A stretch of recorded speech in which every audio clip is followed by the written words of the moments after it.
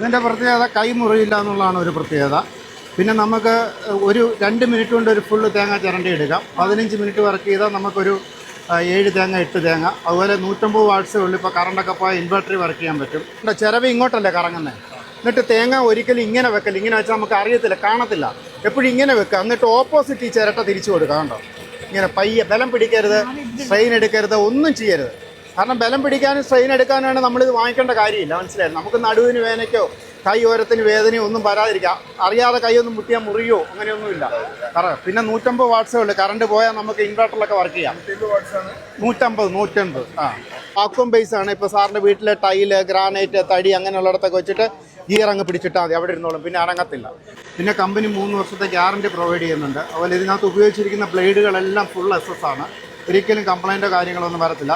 പിന്നെ ഇതിനകത്ത് ഉപയോഗിച്ചിരിക്കുന്ന ഗിയർ സെറ്റുകളെല്ലാം മെറ്റലായിരിക്കും. സാധാരണ ഓൺലൈനിലൊക്കെ വരുന്ന ചെറോ മേക്കറിലെല്ലാം പിന്നെ പ്ലാസ്റ്റിക് ഗിയറാണ് വരുന്നത്. മനസ്സിലായി. ഇപ്പോൾ ഇതിൻ്റെ ഓപ്പൺ മാർക്കറ്റിലെ വില 3500 ആണ്.